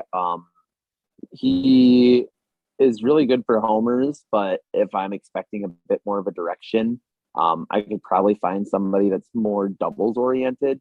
Trey Turner's not going anywhere. He is the cornerstone of this team. And honestly, if I had to go back in time and trade him for Juan Soto again, I think I would, which is crazy to say. But man, he's just been so reliable for us over time.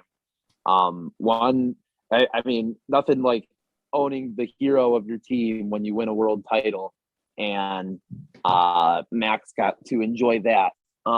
Obviously, he could have with Soto too, both on the same squad, and Soto's still there. But we love Trey. Rendon, no way I deal him right now. The value's just not as high as it was last year, so I'm not normally the type to do that. Baez not going anywhere, obviously. Semien, my favorite trade of last offseason. Mondesi, I really don't think I'm going to trade him right now either. Mookie Betts, again, kind of not as good of a season last year, so no reason to. Charlie Blackmon, I think, has been so productive, and he's getting up there in age, but I know that there will be interest somewhere.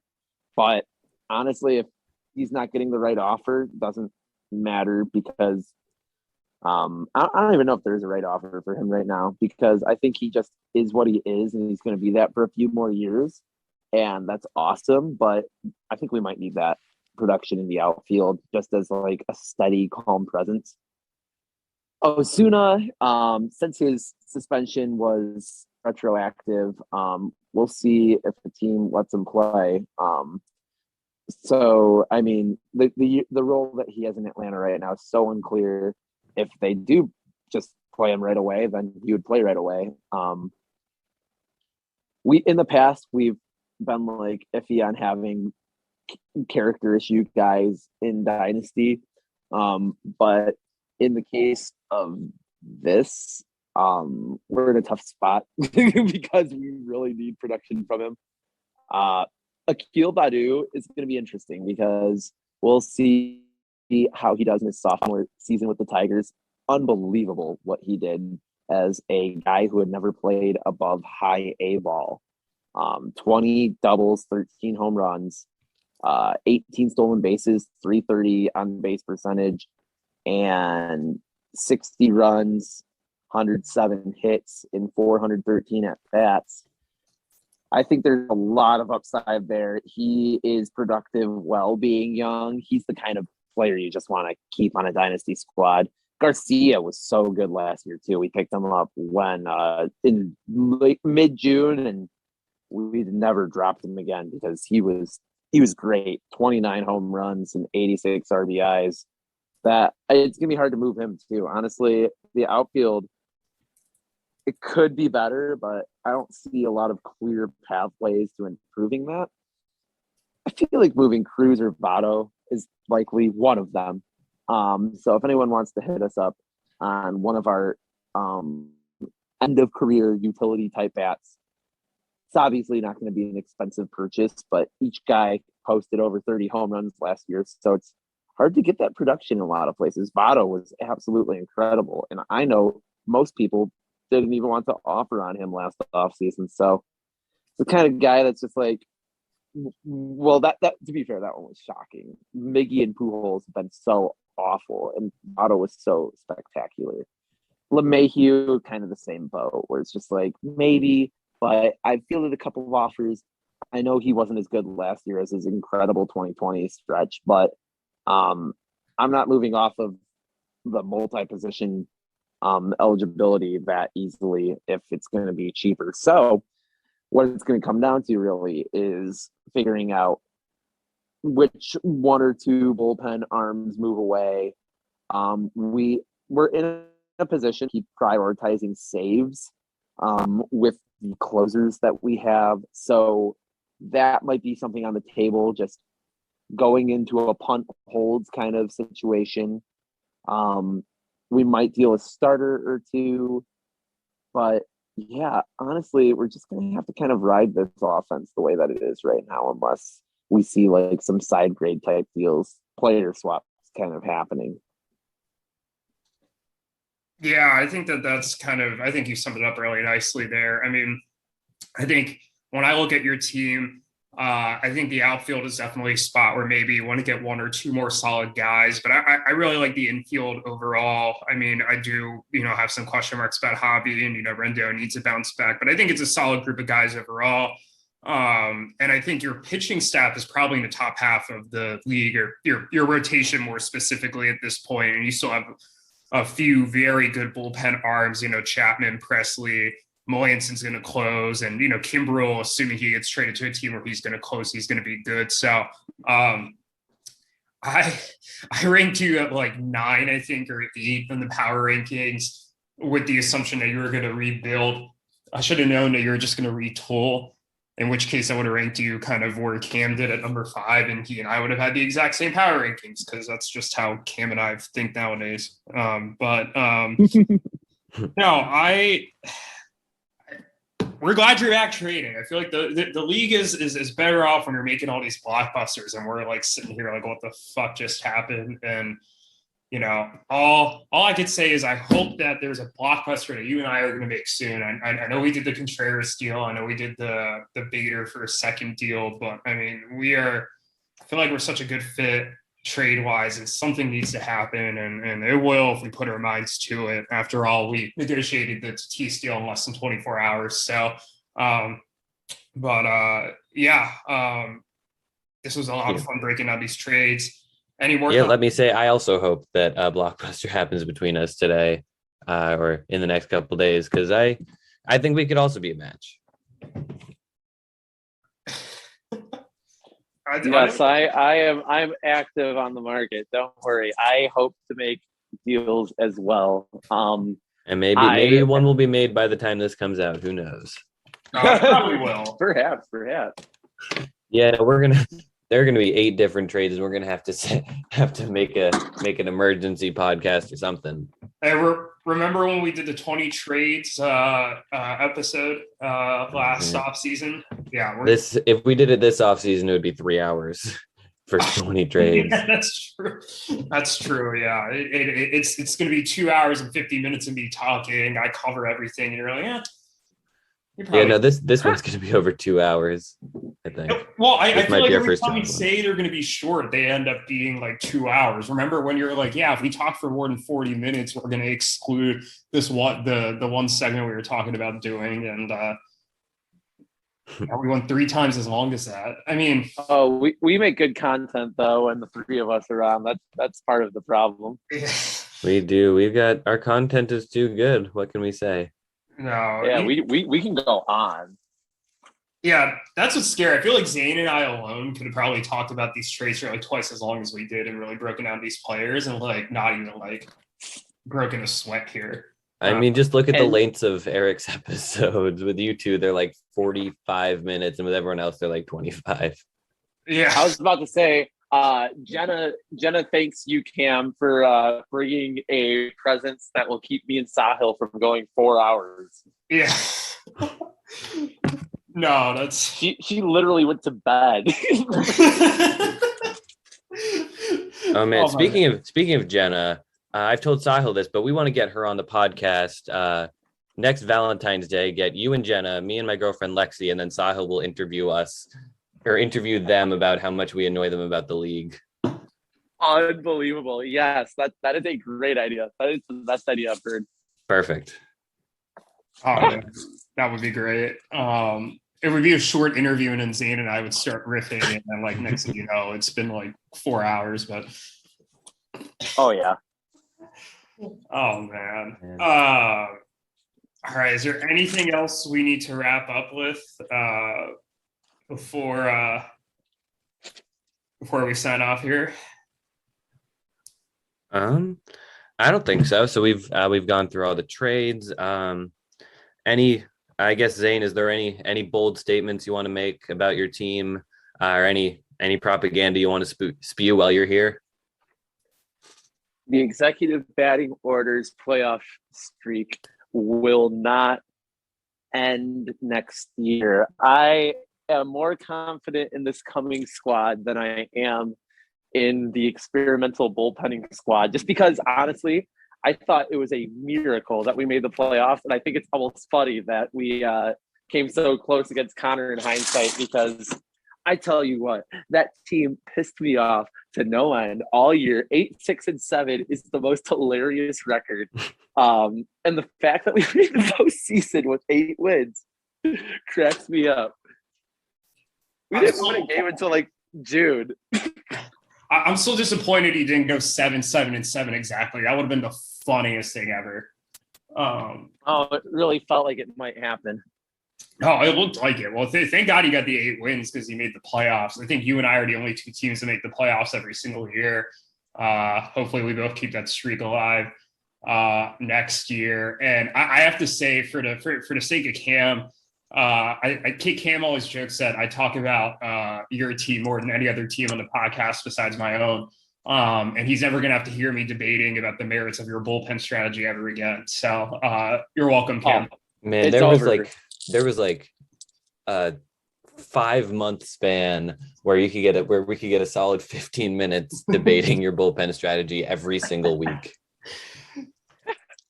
It was so baffling. I mean, It was polarizing. Yeah, it's so polarizing, and it just made no sense how it played out. It did not play out how I thought it would, and it was just such It played out hysterically. Oh my God.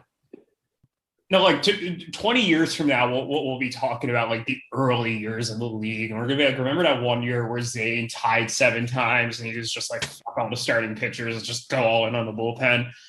Tied 7 times, quit, came back, and then made 7 trades in the same day. Yeah. I mean, that's like, what a 2021 it's been for you in this league. It's I don't think anybody's at quite the I don't know. It's been crazy. It's been crazy. It's been funny. It has definitely been funny.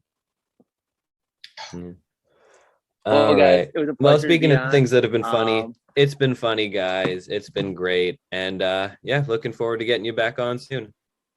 Oh, for sure. Thank you for having me. No, absolutely. Your body is a wonderland. Your body is a wonderland. Use his hands. Your body is a wonderland.